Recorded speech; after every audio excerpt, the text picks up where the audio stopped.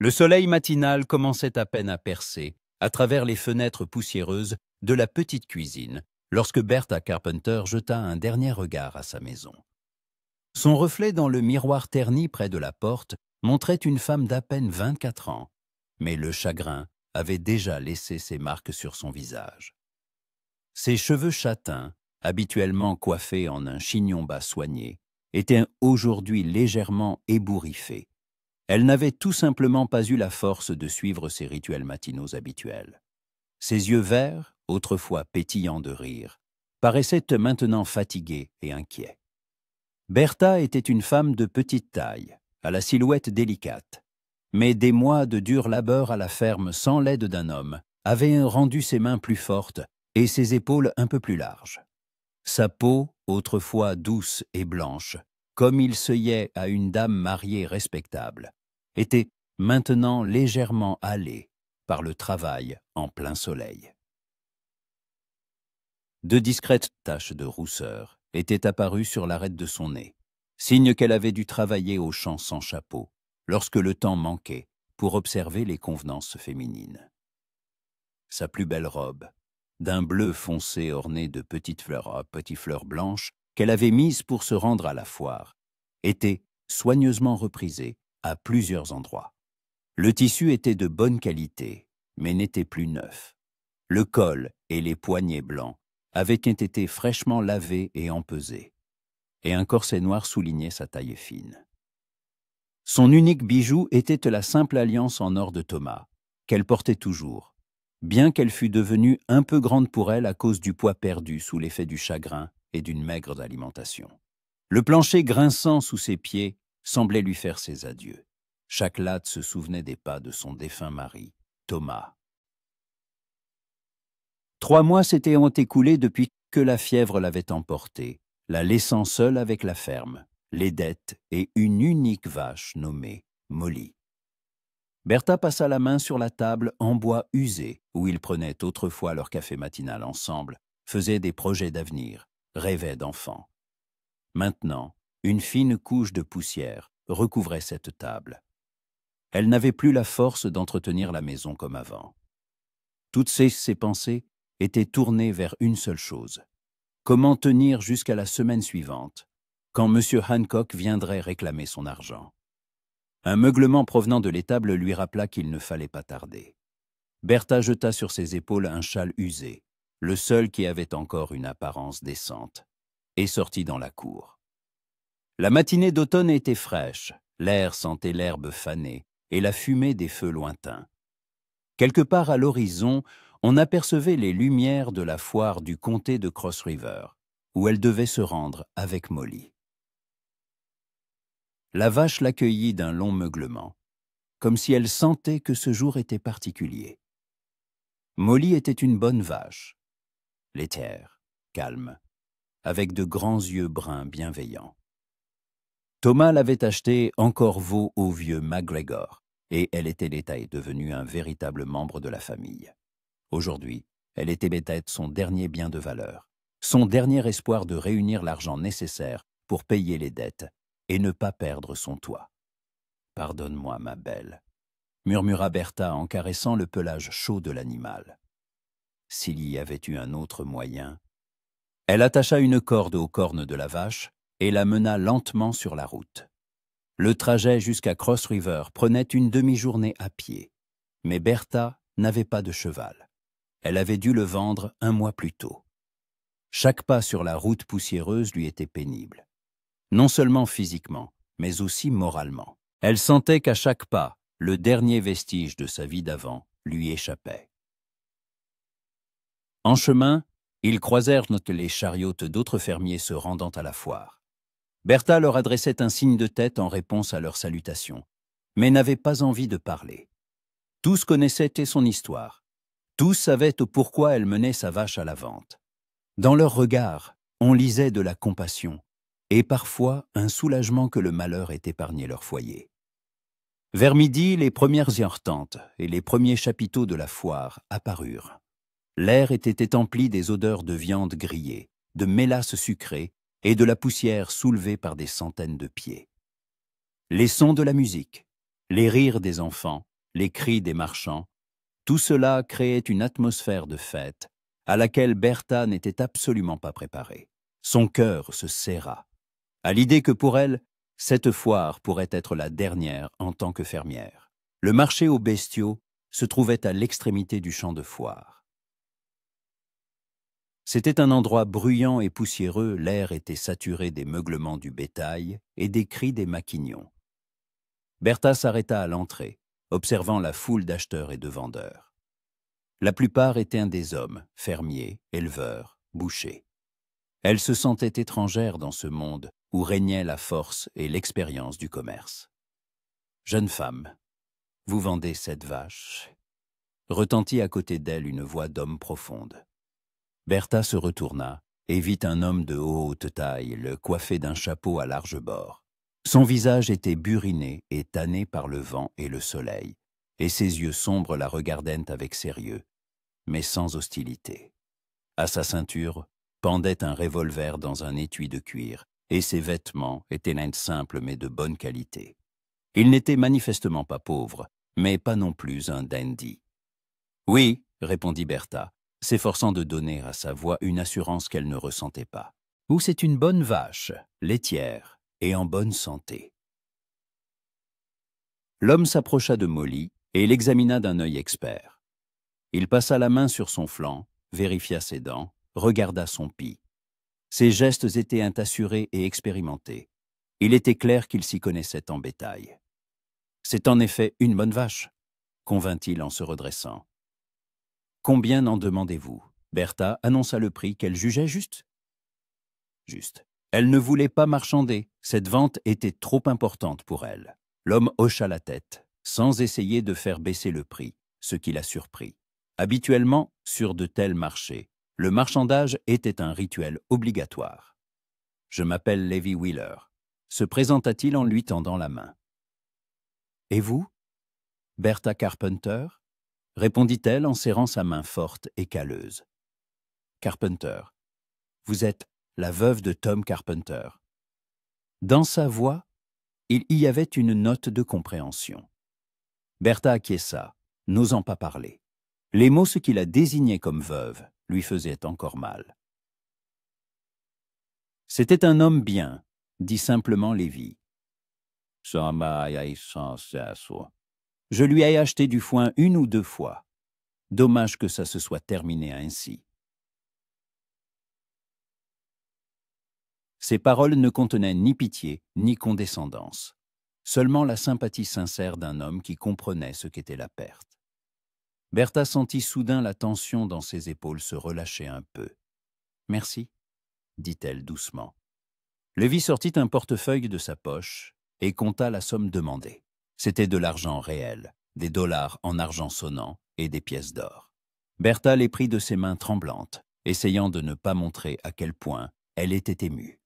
Cet argent signifiait encore quelques mois dans sa propre maison, du temps pour trouver du travail ou un autre moyen de survivre. « Merci à vous, » dit-elle en cachant l'argent dans une poche secrète de son châle.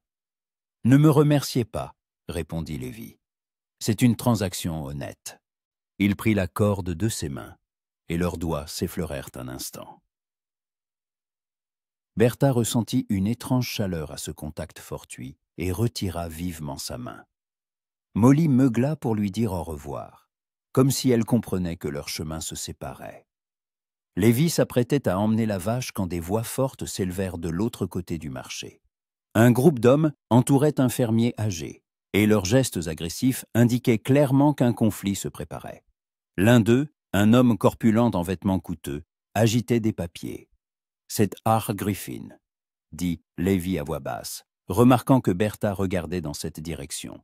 « Il rachète des terres dans tout le comté, pas toujours par des moyens honnêtes. » Bertha frissonna à l'évocation de ce nom, Griffin.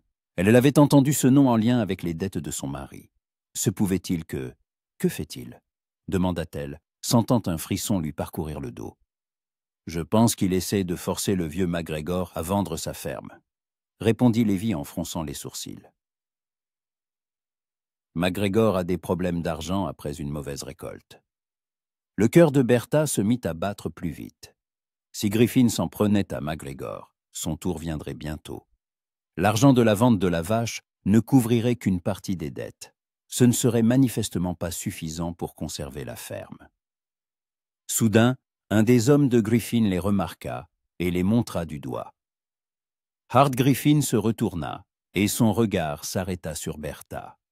Même à distance, elle put voir le sourire froid qui apparut sur son visage. Il dit quelque chose à ses hommes et se dirigea vers eux. « Madame Carpenter », dit-il en s'approchant et en retirant son chapeau dans un geste de respect fin. « Quelle agréable coïncidence de vous rencontrer ici. » Bertha sentit le vas se raidir à côté d'elle, sa main descendant instinctivement vers son revolver. « Monsieur Griffin, répondit-elle, s'efforçant de rester calme. « Je vois que vous vendez votre bétail, poursuivit Griffin en jetant un coup d'œil à Molly. Les affaires doivent aller mal s'il faut se séparer de sa dernière vache. Il n'y avait pas de menace directe dans ses paroles. Mais le sous-entendu était clair. Bertha serra les poings, sentant la colère monter en elle. Cet homme prenait plaisir au malheur des autres. « Mes affaires ne vous regardent pas ?» dit-elle aussi calmement que possible. « Oh, mais si !» sourit Griffin plus largement. « Voyez-vous, votre défunt mari ne devait pas seulement de l'argent à la banque. Il a emprunté à diverses personnes, et certaines de ses dettes me sont revenues. » Bertha sentit le sol se dérober sous ses pieds. De quelles autres dettes parlait-il? Thomas n'avait jamais mentionné de prêt auprès de particuliers. « Je n'ai aucun document concernant de telles dettes, » dit-elle, espérant que sa voix paraissait plus assurée qu'elle ne se sentait. « Les documents, c'est moi qui les ai, » répondit Griffin en tapotant la poche de sa veste. « Tout est parfaitement légal. » « Bien sûr, je comprends votre situation difficile, et je suis prête à faire un geste. Si vous acceptez de me vendre la ferme à un prix juste, j'oublierai ces dettes. »« Quel serait un prix juste ?» demanda Lévia, intervenant dans la conversation. Griffin le regarda avec une légère irritation, comme s'il venait seulement de remarquer sa présence. « Et vous? Qui êtes-vous? Qui êtes-vous » demanda-t-il avec mépris. « Un homme qui s'intéresse à la justice, » répondit Lévi calmement, mais une note d'acier perçait dans sa voix. Griffin le toisa de la tête aux pieds, les larges épaules, la posture assurée, la main reposant sur la crosse de son revolver. Une expression de légère inquiétude apparut sur son visage. « La ferme vaut au moins 500 $, dit-il à Bertha, ignorant Lévi. « Je suis prêt à en donner 200, et nous oublions les dettes. » 200 $? Bertha ne put cacher son indignation. La terre seule vaut plus que ça. La terre vaut ce que l'on est prêt à payer pour elle, haussa les épaules Griffin. Et il n'y a pas beaucoup d'acheteurs pour les fermes à problème. Bertha comprit qu'elle était prise au piège. Sans document, elle ne pouvait contester l'existence des dettes. Et Griffin avait manifestement des relations et de l'influence dans le comté. Même si elle s'adressait à la justice, elle n'avait pas d'argent pour un avocat. « Réfléchissez-y, » dit Griffin en remettant son chapeau. « Mais pas trop longtemps. Les dettes ont l'habitude de grossir de jour en jour. » Il tourna les talons et s'éloigna, laissant Bertha dans un état proche de la panique. Tout ce pourquoi elle s'était battue, tout ce pourquoi elle avait vendu Molly, s'effondrait sous ses yeux. Même avec l'argent de la vente de la vache, elle ne pouvait pas résister à Griffin. « Ne le croyez pas, » dit Lévi à voix basse lorsque Griffin eut disparu dans la foule. « Et s'il dit la vérité ?» demanda Bertha, sentant les larmes lui monter aux yeux. « Et si Thomas avait vraiment emprunté de l'argent sans que je le sache ?» Lévi la regarda longuement, comme s'il pesait quelque chose dans son esprit. « J'ai une proposition à vous faire, » dit-il enfin. « Elle vous paraîtra peut-être étrange, mais écoutez-moi. » Bertha leva les yeux vers lui, prête à écouter n'importe quelle proposition qui pourrait la sauver de la misère totale. « Épousez-moi, » dit Lévi simplement, comme s'il lui proposait une tasse de café. Bertha cligna des yeux, n'en croyant pas ses oreilles. « Quoi ?» murmura-t-elle. « Épousez-moi. » répéta-t-il calmement. J'ai un ranch à 2 jours de route d'ici. De bonnes terres terre, assez de bétail. Une maison qui a besoin d'une main de femme. Je prendrai en charge toutes les dettes de Thomas, qu'elles soient réelles ou inventées par Griffin. Huberta restait là, incapable de prononcer un mot. Cet homme, qu'elle connaissait depuis moins d'1 heure, lui proposait le mariage comme un arrangement d'affaires. Pourquoi? Parvint-elle enfin à articuler. Lévy retira son chapeau et passa une main dans ses cheveux sombres. « J'ai 32 ans, dit-il. Je vis seul depuis trop longtemps. Ma maison a besoin d'une femme pour en faire un foyer, et non plus un simple endroit où dormir. Vous êtes une femme honnête, travailleuse, et je vois que vous avez un fort caractère.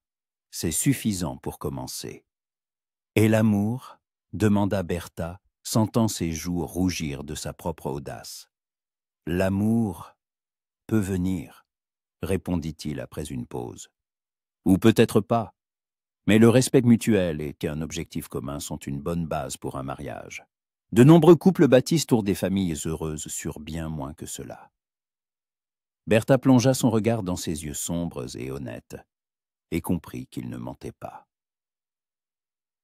C'était bien une proposition d'affaires, mais elle n'était ni froide ni calculatrice. Il s'en dégageait une chaleur étrange, une compréhension de sa situation désespérée et un désir de l'aider. « Il faut que je réfléchisse, » dit-elle. « Bien sûr, » acquiesça Lévy, « mais sachez que mon offre ne tient que pour aujourd'hui. Demain matin, je repars pour mon ranch. » Il lui tendit la corde à laquelle Molly était attachée. « Reprenez la vache, » dit-il. « Si vous acceptez, ce sera un cadeau de mariage. Sinon, vous la vendrez à quelqu'un d'autre. Mais l'argent... » « Gardez-le, » l'interrompit-il. « Dans tous les cas, il est à vous. » Lévy remit son chapeau et lui fit un bref signe de tête. « J'attendrai près du grand chapiteau jusqu'au coucher du soleil, » dit-il. « Si vous venez, cela signifiera que vous acceptez. Sinon, je comprendrai. » Il s'éloigna, se fondant dans la foule de la foire, laissant Bertha debout, la corde à la main, la tête pleine de pensées confuses. Elle était venue à la foire avec une seule vache, espérant la vendre pour gagner un peu de temps. Et maintenant, elle se trouvait face à un choix qui pouvait changer toute sa vie. Le soleil déclinait vers l'ouest et les ombres s'allongeaient. L'heure de la décision approchait. Bertha marchait lentement à travers les allées de la foire, menant Molly par la bride, essayant de mettre de l'ordre dans ses pensées. Autour d'elle, la vie bouillonnait. Les marchands hélaient les clients. Les enfants couraient entre les étals avec des cris de joie. Les musiciens jouaient des airs entraînants. Mais toute cette agitation lui semblait lointaine et irréelle, comme si elle se déroulait dans un autre monde. La proposition de Lévy Wheeler résonnait sans cesse dans sa tête.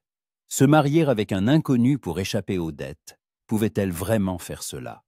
Et en même temps, quel autre choix avait-elle? Rentrer chez elle et attendre que Hart Griffin vienne s'emparer de sa ferme. Se retrouver sans toit à l'approche de l'hiver. Elle s'arrêta devant un stand où l'on vendait de la dentelle et des rubans. Parmi les acheteuses se trouvait Madame Collins, la femme du banquier de Cross Rivers. L'élégante dame, vêtue d'une coûteuse robe bordeaux à volants et d'un chapeau à plumes à la mode, examinait attentivement de la fine dentelle d'Europe. « Eh, Bertha, ma chère !» s'exclama Madame Collins en l'apercevant. « Quelle surprise de vous voir ici !» Sa voix avait cette nuance de compassion particulière que les dames aisées réservent aux représentantes moins fortunées de leur sexe. Bertha sentit la honte lui monter aux joues. « Bonjour, Madame Collins », répondit-elle, s'efforçant de garder sa dignité. « J'ai entendu parler de vos difficultés. » Poursuivit la banquière en baissant la voix jusqu'à un murmure confidentiel. « Mon mari disait que les affaires du défunt Thomas n'allaient pas très bien. Enfin, bien sûr, c'était un homme charmant, mais en tant que gestionnaire. » Elle ne termina pas sa phrase, mais le sens était clair. Bertha serra les poings, sentant la colère monter en elle. Thomas avait été un bon mari et un homme honnête. Le fait qu'il ne s'y connaisse pas aussi bien en finance qu'en agriculture ne faisait pas de lui un mauvais gestionnaire.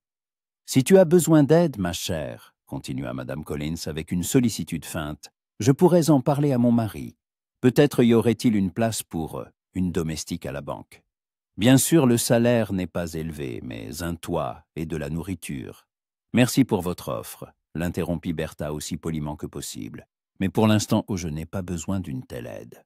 Madame Collins haussa les sourcils, manifestement surprise par ce refus. Eh bien, comme tu voudras, dit-elle avec une légère vexation. Mais quand tu changeras d'avis, et tu changeras d'avis, crois-moi, l'occasion ne se présentera peut-être plus. Bertha hocha la tête et se hâta de partir, sentant sur elle le regard scrutateur de la banquière. Voilà donc l'avenir qui l'attendait à Cross Rivers, une vie à la merci de riches voisins, un rappel constant de sa déchéance, de la pitié à la place du respect. Elle atteignit le bord de la foire, là où commençaient les prairies, et s'arrêta sous un grand chêne. De là, on voyait toute la fête, les tentes colorées, la foule joyeuse, la fumée des feux où l'on cuisait la nourriture. Et derrière tout cela, à l'horizon, se dessinaient de lointaines montagnes enveloppées d'une légère brume. Quelque part là-bas, à 2 jours de route, se trouvait le ranch de Livy Wheeler. Molly meuglait, fatiguée de cette longue attente. Bertha lui caressa le museau, songeant que cette vache pouvait devenir le symbole de son nouveau départ, ou le dernier souvenir de ses espoirs anéantis. « Que ferais-tu à ma place, ma belle ?» demanda-t-elle doucement. La vache la regardait de ses grands yeux bruns, sans jugement ni conseil, seulement avec une acceptation paisible de ce qui est. Bertha ferma les yeux et tenta d'imaginer la vie avec Levi Wheeler. Il lui avait semblé être un homme honnête. Ses yeux n'avaient été pas la ruse qu'elle avait vue chez Griffin, ni la pitié condescendante de Madame Collins. Il parlait directement, sans fioriture, et sa proposition avait un côté pratique qu'elle pouvait comprendre et accepter. Mais que savait-elle de lui? Qu'il avait un ranch, qu'il vivait seul, qu'il avait 32 ans. C'était terriblement peu pour lier sa vie à la sienne. Et s'il se révélait cruel, ou alcoolique, ou simplement un homme avec qui elle n'aurait jamais rien en commun? D'un autre côté, son mariage avec Thomas avait-il commencé différemment? Et ils avaient aussi été présentés par une connaissance commune, ne s'étaient vus que quelques fois avant le mariage. La seule différence était qu'à l'époque, elle avait eu le temps pour une longue cour, pour apprendre à se connaître progressivement. Mais même alors, la véritable intimité n'était devenue qu'après le mariage, dans la vie commune, en surmontant les difficultés. Le soleil déclinait déjà vers l'ouest, et les ombres s'allongeaient. À la foire, on allumait les premiers lampions en préparation des festivités du soir.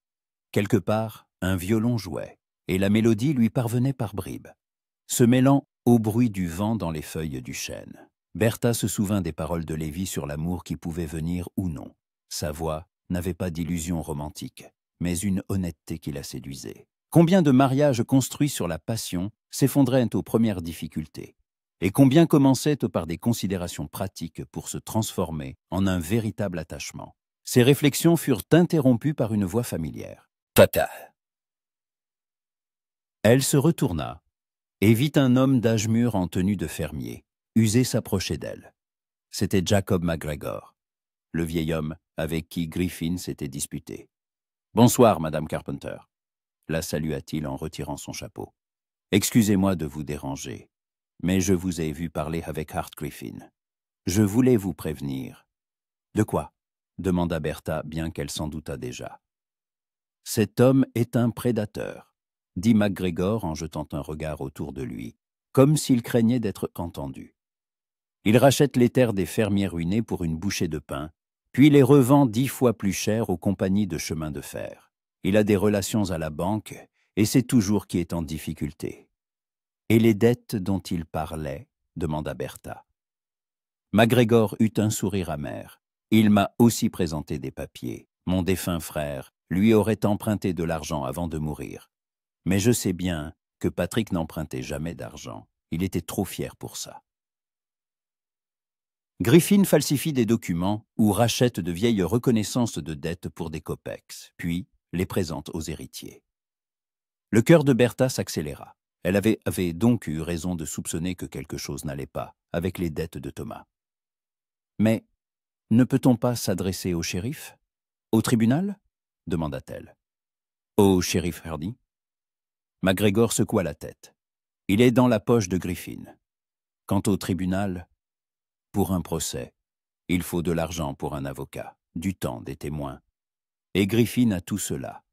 Qui écoutera-t-on, un riche entrepreneur ou des fermiers ruinés? Bertha sentit ses derniers espoirs d'une résolution juste de ses problèmes s'effondrer.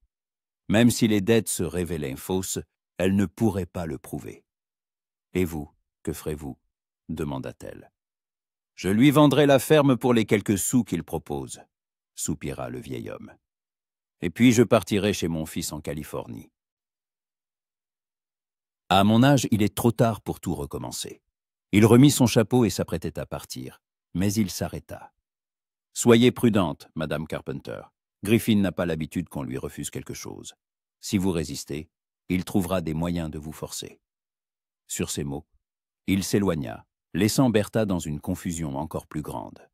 Elle comprenait maintenant que la lutte contre Griffin n'était pas seulement une question d'argent, mais une bataille contre tout un système de corruption et d'injustice. Et elle n'avait ni la force ni les moyens pour un tel combat. Elle regarda vers le grand chapiteau de la foire, où, selon Lévi, il l'attendrait jusqu'au coucher du soleil. Le soleil touchait déjà l'horizon, peignant le ciel de nuances d'or et de rose. Le temps de prendre une décision était presque écoulé. Bertha pensa à sa maison, à la petite ferme qu'elle et Thomas avaient tant aimée. Au jardin qu'elle avait planté elle-même, et au puits qu'ils avaient creusé ensemble la première année de leur mariage.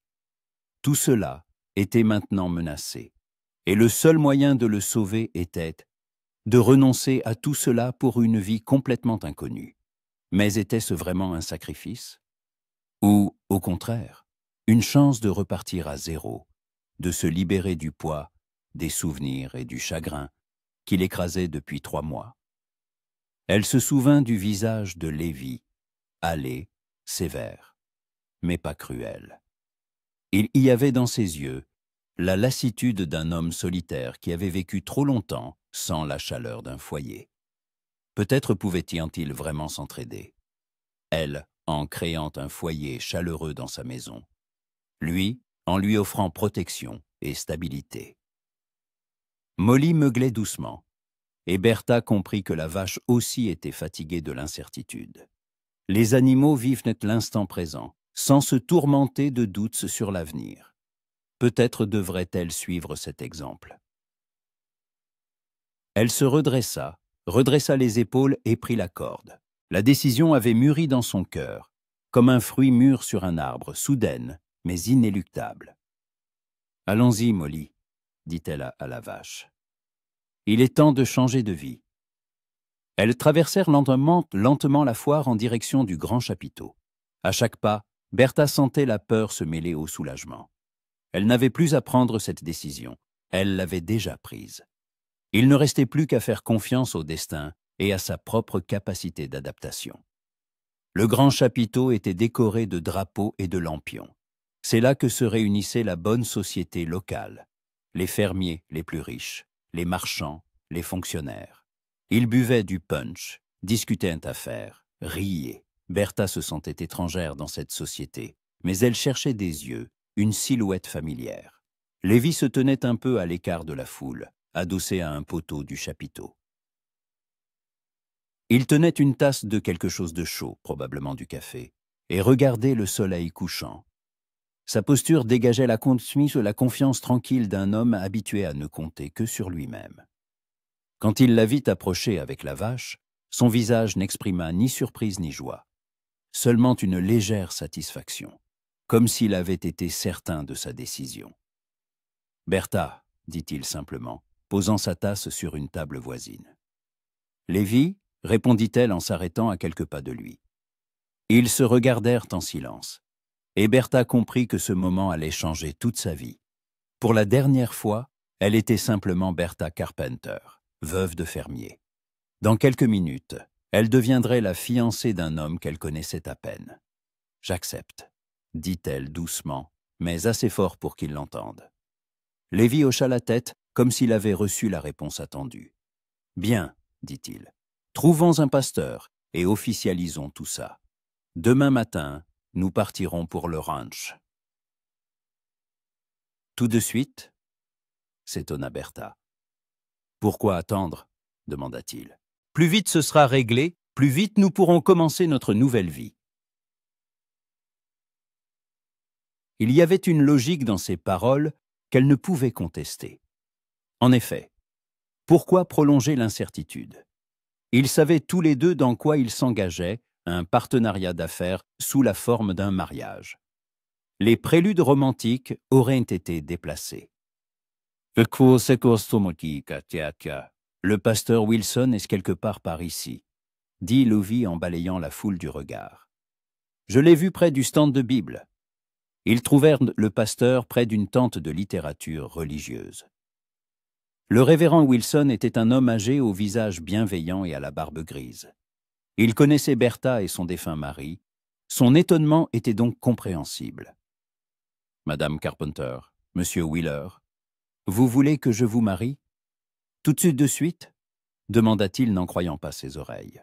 « Oui, pasteur, » confirma Lévi. « Avons-nous des témoins ?» Deux fermiers que Lévi connaissait pour affaires firent office de témoins. Ils regardaient le couple inhabituel avec curiosité, mais ne posèrent pas de questions dans les terres frontalières. Les gens étaient habitués aux décisions inattendues. La cérémonie fut brève et simple. Le pasteur Wilson lut les prières requises. Ils échangèrent leurs vœux, des phrases standards sur l'amour, l'honneur et la fidélité jusqu'à la mort. Au moment de l'échange des alliances, une pause gênante s'installa. Il n'en avait compte pas. Lévi retira de son petit doigt une simple bague en or, probablement un souvenir de famille, et la passa au doigt de Bertha. La bague était un peu grande, mais tenait. Elle, en revanche, n'avait rien à lui donner en retour. « Ce n'est pas grave, » dit Lévi à voix basse, remarquant son embarras. « Nous en achèterons plus tard. » Finalement, le pasteur prononça les mots sacrés. « Je vous déclare mari et femme. Vous pouvez embrasser la mariée. » Et Lévi se pencha et effleura sa joue de ses lèvres. Un baiser chaste, presque fraternel. Il n'y avait pas de passion, mais une tendresse qui surprit Bertha. Peut-être cet homme n'était-il pas aussi austère qu'il en avait l'air. Les témoins les félicitèrent et retournèrent à leurs occupations. Le pasteur Wilson inscrivit leur mariage dans le registre de l'Église et leur remit un certificat. Tout fut terminé en moins d'une demi-heure. « Voilà », dit Lévi en pliant le document et en le glissant dans la poche intérieure de sa veste. « Maintenant, tu es Madame Wheeler. Madame Wheeler. » Bertha répéta ces mots pour elle-même. Cela sonnait étrange, mais pas désagréable. Au moins, c'était mieux que « cette pauvre veuve Carpenter. » « Et maintenant ?» demanda-t-elle. « Maintenant, nous allons trouver une auberge pour la nuit, » répondit Lévi avec pragmatisme. « Demain, de bonne heure, nous partirons pour le ranch. La route est longue, il vaut mieux bien dormir. » Il prit la corde de Molly de ses mains, et ils partirent à la recherche d'un logement. Bertha marchait aux côtés de son nouveau mari, se sentant comme dans un rêve. Quelques heures plus tôt, elle était une veuve solitaire au bord de la misère. Et maintenant, elle était une femme mariée, en route vers une nouvelle vie dans un lieu inconnu. Beaucoup d'inconnus les attendaient, le ranch de Lévi, son passé, leur avenir commun. Mais pour la première fois depuis de longs mois, Bertha ne ressentait pas la peur du lendemain, mais de la curiosité. Quoi que l'avenir lui réserve, c'était mieux qu'une lente agonie dans les dettes et la solitude. Les étoiles s'allumaient une à une dans le ciel assombri, et parmi elles brillait l'étoile de sa nouvelle destinée. L'aube sur Cross Rivers accueillit Bertha avec des pressentiments anxieux. Elle se réveilla dans la petite chambre d'auberge où elle avait passé sa première nuit en tant que Madame Wheeler, et pendant quelques instants, elle ne sut plus où elle se trouvait. Puis, La mémoire lui rappela tous les événements de la veille, et son cœur s'accéléra à la prise de conscience que sa vie avait changé pour toujours. À travers la fine cloison, elle entendait de légers bruits. Son mari était déjà réveillé. Lévi avait loué 2 chambres séparées pour eux, ce qui avait atténué la gêne de leur première nuit commune. Il s'était montré assez délicat pour comprendre qu'ils avaient tous deux besoin de temps pour s'habituer à leur nouveau statut. Bertha se leva et s'approcha de la petite fenêtre. La foire dormait encore, seule une fumée s'élevait ici et là de feux matinaux. Dans quelques heures, elle quitterait ces lieux, peut-être pour toujours. Cette pensée était à la fois effrayante et libératrice. Un léger coup à la porte la fit se retourner. « Bertha, je peux entrer ?» La voix de Lévi était contenue, presque formelle. « Oui, bien sûr, » répondit-elle en arrangeant rapidement ses cheveux et en jetant son châle sur ses épaules. Lévi entra, un plateau à la main. Sur le plateau fumait une assiette d'œufs brouillés, du pain frais et une tasse de café. « Je me suis dit que tu devrais bien déjeuner avant la route, » dit-il en posant le plateau sur une petite table. « Le chemin sera long. » Cette attention la toucha. Ce simple geste témoignait de plus de prévenance pour ses besoins que les douces paroles de bien des prétendants. « Merci, » dit-elle sincèrement. « Et toi ?»« J'ai déjà mangé, » répondit Lévi. « Et j'ai préparé le chariot. Dès que tu seras prête, nous partirons. » Il s'apprêtait à partir, mais Bertha le retint. « Lévi, je veux dire, j'ai besoin de savoir. Quelles sont tes attentes envers moi? Quelles sont mes obligations ?» Il s'arrêta près de la porte sans se retourner. « Les obligations habituelles d'une épouse, » dit-il après une pause. « Tenir la maison, préparer les repas, peut-être aider aux travaux de la ferme si nécessaire. Pour le reste viendra quand il viendra. Ou pas. Nous en avons convenu. » Sa voix n'exprimait aucune contrainte, seulement une constatation des faits. Bertha hocha la tête, bien qu'il ne pût la voir. « D'accord, » dit-elle, « je serai bientôt prête. » Quand il fut parti, Bertha déjeuna lentement, songeant au voyage à venir. Elle n'avait aucune idée de ce qui l'attendait chez Lévi. Quel était son caractère au quotidien? Était-il un maître sévère? Comment traitait-il les femmes? Toutes ces questions restaient sans réponse, et cela l'effrayait. Une demi-heure plus tard, ils étaient déjà sur la route menant vers l'est. Lévi conduisait un chariot simple mais robuste, attelé à 2 chevaux. Molly était attachée à l'arrière et les suivait tranquillement. Bertha était assise à côté de son mari sur le banc en bois, enveloppée dans une couverture pour se protéger de la fraîcheur matinale. Les premières heures du trajet se déroulèrent en silence. Lévi était concentré sur la route, et Bertha admirait les paysages qui changeaient lentement. Ils passèrent en devant des fermes qu'elle connaissait depuis l'enfance, près de la rivière, où elle s'était baignée dans sa jeunesse, à côté du bosquet où Thomas l'avait demandé en mariage. Chaque lieu familier s'éloignait et disparaissait au détour d'un virage, emportant avec lui un fragment de sa vie passée. « Parle-moi de ton ranch » demanda-t-elle enfin, ne supportant plus le silence. Lévi la regarda de côté et relâcha légèrement les rênes. « Que veux-tu savoir exactement » demanda-t-il. « Tout. Comment est la maison, combien de terres, quel genre d'exploitation. Je veux pouvoir imaginer où je vais vivre. » Lévi resta silencieux un instant, rassemblant ses pensées. « La maison est grande, » commença-t-il, « sur 2 étages en bon bois. Mon père a commencé à la construire. Je l'ai terminée. En bas, il y a la cuisine, le salon, la salle à manger et mon bureau. À l'étage, 4 chambres. La plupart des meubles sont faits de maison, mais solides. » Il marqua une pause, guidant les chevaux pour contourner un grand nid de poules. Il y a environ 1000 acres de terre.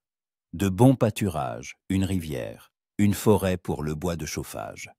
J'élève principalement du gros bétail, environ 200 têtes. J'ai aussi quelques chevaux, des cochons, des poules. et des employés, 2 permanents. Le vieux Charlie s'occupe des chevaux, et Miguel m'aide avec le bétail. Ce sont de braves gens, tu peux leur faire confiance. En saison, j'en embauche quelques autres pour la conduite du bétail et la fenaison. Bertha essayait d'imaginer tout cela. 1000 acres, c'était une exploitation immense comparée à leur petite ferme. 200 têtes de bétail, une richesse dont elle n'aurait pu que rêver. « Et comment as-tu réussi à bâtir tout ça ?» demanda-t-elle avec curiosité. Le visage de Lévi s'assombrit légèrement. « Par le travail, dit-il sèchement. Et la chance. Et parce que je ne me suis jamais marié et que je n'ai jamais gaspillé mon argent en futilité. » Une certaine amertume perçait dans ces derniers mots, et Bertha comprit qu'il y avait là une histoire qu'il n'était pas encore prêt à raconter. « Et tu as de la famille ?» demanda-t-elle prudemment. « Non, » répondit Lévi encore plus brièvement. « Mes parents se sont morts du choléra il y a 10 ans. Je n'avais ni frère ni sœur. Il était donc aussi seul qu'elle. » Cette pensée la rassura étrangement. Au moins, elle n'aurait pas à gagner l'affection de sa famille. Le soleil montait, et la journée devenait plus chaude. Ils s'arrêtèrent près d'un ruisseau pour abreuver les chevaux et se reposer. Lévi sortit de sous le banc un panier de nourriture et une cruche d'eau, Takanato.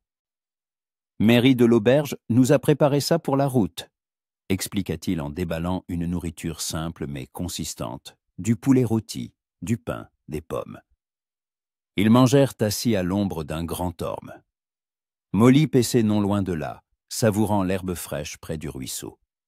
C'était calme et paisible, et pour la première fois de la matinée, Bertha se sentit sereine. « Lévi, » dit-elle en prenant son courage à 2 mains, « et si nous ne nous entendions pas, si c'était une erreur ?»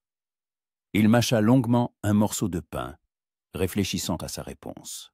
« Alors nous nous en occuperons le moment venu, » dit-il enfin. « Mais je pense que nous sommes tous les deux assez mûrs pour trouver un moyen de cohabiter. Chacun de nous a ses raisons pour que ce mariage fonctionne. » « Et quelles sont tes raisons ?» demanda Bertha sans détour. Lévi posa sa nourriture et la regarda sérieusement.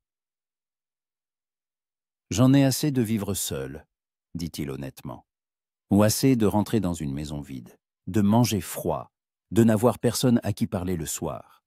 Assez que les seules femmes que je rencontre soient les épouses des voisins ou les filles du saloon, qui ne veulent que de l'argent. » Sa franchise surprit Bertha. Elle s'attendait à une réponse plus formelle. « Et aussi, » poursuivit-il, « j'ai besoin d'une maîtresse de maison, une femme qui fera du ranch un vrai foyer, et pas seulement un lieu de travail et de sommeil. Et tu penses que j'en suis capable ? Je pense que oui. Tu m'as semblé être une femme de caractère, et qui comprend ce qu'était le vrai travail. » Bertha réfléchit à ces paroles. Il y avait une logique qu'elle comprenait. Peut-être qu'une union fondée sur des considérations pratiques avait en effet plus de chances de réussir que des rêves romantiques. « Et les enfants ?» demanda-t-elle, rougissant de sa propre audace. Lévi resta silencieux un long moment. « Si ça arrive, tant mieux, » dit-il enfin. « Le ranch a besoin d'un héritier, mais ça doit se faire naturellement. Quand nous serons tous les deux prêts ?» Bertha hocha la tête, soulagée qu'il n'exige pas d'elle l'accomplissement immédiat de tous les devoirs conjugaux. Ils terminèrent dans leur repas et reprirent la route. Le chemin devint plus mauvais, plus de nids de poules, de pierres, de montées abruptes. Le chariot tanguait, et Bertha devait se tenir fermement pour ne pas tomber. Le va conduisait avec assurance, contournant les obstacles et choisissant le meilleur passage. Vers midi, ils entrèrent dans la petite ville de Riverbend. C'était un amas de maisons en bois, autour d'une rue principale, bordée d'un magasin général, d'un saloon, d'une forge et de quelques autres établissements. Il y avait peu de monde dans les rues, et tous regardaient avec curiosité le chariot qui passait. « C'est ici que nous achetons nos provisions, » expliqua Lévi en arrêtant les chevaux devant le magasin. « Et tu pourras faire connaissance avec les voisins. » Le commerçant, un homme corpulent et jovial nommé Thompson, connaissait manifestement Leva et fut très surpris de le voir avec une femme. « Lévi Wheeler, tu t'es donc marié ?» s'exclama-t-il en sortant de derrière son comptoir. « Je te présente ma femme, Bertha, » dit simplement Lévi. « Bertha, voici Sam Thompson. Il nous fournit tout ce dont nous avons besoin. » Thompson serra la main de Bertha avec enthousiasme. « Madame Wheeler, bienvenue dans notre région. » Lévi est un homme secret. Personne ne se doutait qu'il allait se marier. « Tout s'est passé très vite, » répondit Bertha, ne sachant que dire d'autre. Pendant que Lévi achetait de la farine, du sucre et d'autres provisions, Thompson assaillit Bertha de questions sur ses origines, sa rencontre avec Lévi, si elle aimait la région. Elle répondit comme elle put, s'efforçant de ne pas révéler la précipitation de leur mariage. « La femme de Lévi sera une invitée de marque dans notre communauté, » assura Thompson. « Il n'y a pas beaucoup de femmes convenables par ici, surtout instruites. J'espère que vous vous lierez d'amitié avec Madame Johnson. Elle tient l'école pour les enfants. Et avec Madame O'Malley, son mari tient le saloon, mais c'est une dame très respectable. » Bertha hochait la tête, mémorisant les noms. Elle allait devoir faire partie de cette petite communauté, et il était important de faire bonne impression. Quand ils quittèrent St. Riverbend, le soleil déclinait déjà vers l'ouest. La route devint encore plus déserte. Ils entrèrent dans une région vallonnée, couverte d'herbes et d'arbres clairsemés. De temps en temps, ils croisaient des troupeaux de vaches paissant sous la surveillance de cow-boys. « Ce sont déjà mes terres, » dit Lévi en désignant la large vallée qui s'ouvrait devant eux. « Tu vois cette colline avec les 3 pins? La maison est juste derrière. » Le cœur de Bertha s'accéléra. Elle allait bientôt voir l'endroit qui deviendrait sa nouvelle maison. Se demander si elle lui plairait, si elle pourrait s'y sentir chez elle. Ils gravirent la colline, et la vue sur le ranch de Lévi s'offrit à Bertha. La maison était en effet grande, une bâtisse de 2 étages en bois sombre, avec une large véranda, entourée de plusieurs dépendances. Autour s'étendait un terrain bien entretenu avec des enclos pour le bétail. Tout semblait solide et prospère. « C'est beau, » dit Bertha sincèrement. « La maison a besoin d'une main de femme, » répondit Lévi. « Je ne suis pas très doué pour la décoration. » Ils descendirent envers la maison et un homme âgé à la moustache grise vint à leur rencontre. C'était Charlie, dont Lévi avait parlé. « Bienvenue à la maison, patron, » dit-il, puis il regarda Bertha avec surprise. « Et qui avons-nous là ?»« Ma femme » annonça Lévi en aidant Bertha à descendre du chariot. « Bertha, voici Charlie, le meilleur connaisseur de chevaux du comté. » Charlie retira son chapeau et s'inclina. « Madame, ravi de faire votre connaissance. On pensait bien que le patron resterait célibataire. » Ni. De la maison sortit une femme un peu forte, d'âge moyen. Elle s'approcha d'eux en s'essuyant les mains sur son tablier. « Et voici Consuela », la présenta Lévi. Elle m'aide parfois pour le ménage et la cuisine. Consuela toisa Bertha d'un regard évaluateur. « Bueno, » dit-elle enfin. « La maison a besoin d'une maîtresse. Bienvenue, señora. » Lévi prit la petite valise de Bertha. Tous ses biens tenaient dans une seule valise et se dirigea vers la maison. « Je vais te montrer les chambres, » dit-il. « Tu peux choisir celle que tu veux. » Ils montèrent sur la large véranda et entrèrent dans la maison. L'intérieur était spacieux mais austère.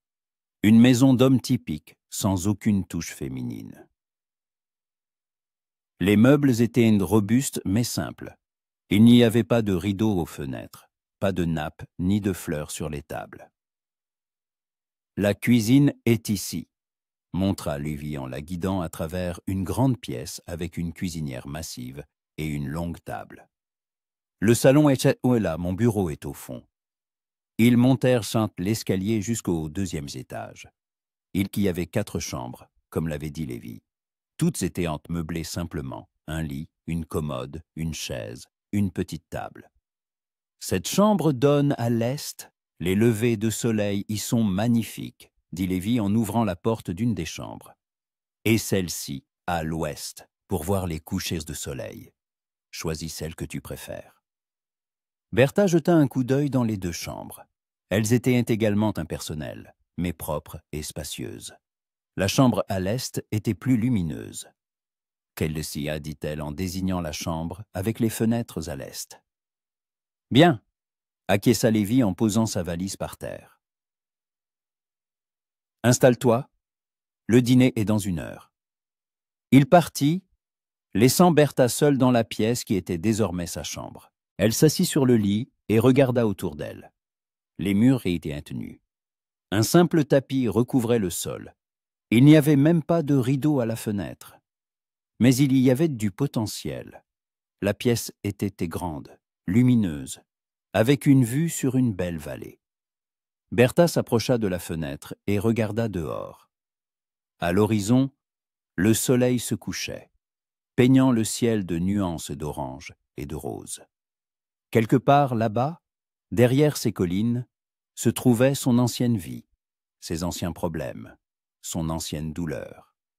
Et ici, quelque chose de nouveau commençait. Elle sortit de sa valise ses quelques affaires et les rangea dans la commode. 2 robes, un peu de linge, un châle, une petite boîte à bijoux contenant l'alliance de Thomas, qu'elle avait retirée avant son mariage avec Lévi, de simples boucles d'oreilles, une broche, un bien maigre bagage pour une nouvelle vie. Dans la boîte se trouvait aussi une photographie. Elle aimait Thomas le jour de leur mariage. Jeune, heureux, plein d'espoir. Bertha la regarda longuement, sentant la douleur familière lui serrer la poitrine. Puis elle l'enveloppa soigneusement dans un mouchoir et la plaça tout au fond du tiroir. Le passé était le passé. Il était temps d'apprendre à vivre au présent. En bas, la voix de Consuela appela pour le dîner. Bertha arrangea une dernière fois ses cheveux, lissa ses jupes et descendit pour partager son premier repas dans sa nouvelle maison avec son nouveau mari. Sa nouvelle vie avait officiellement commencé. Bertha accueillit sa première matinée dans la maison de Lévi bien avant l'aube. Le sommeil était venu par intermittence, trop de nouveaux sons, d'odeurs, de sensations. Dans le silence de l'aube, elle était allongée dans ce lit inconnu, écoutant les craquements d'une maison étrangère et se demandant ce qu'elle avait bien pu faire. À travers le mur, elle entendait Lévi se lever, des pas lourds sur le plancher, le grincement des lattes, un murmure indistinct. Puis les bruits descendirent, et bientôt, une odeur de café et de bacon grillé lui parvint. Il préparait déjà le petit déjeuner. Bertha s'habilla rapidement de sa robe de travail, une simple robe grise à manches longues, et descendit à la cuisine. Lévi se tenait près de la cuisinière, remuant des œufs dans une grande poêle. Il portait ses vêtements de travail, un jean usé, une chemise à carreaux, un gilet en cuir. À sa ceinture pendait son revolver. Apparemment, il ne se séparait jamais de son arme.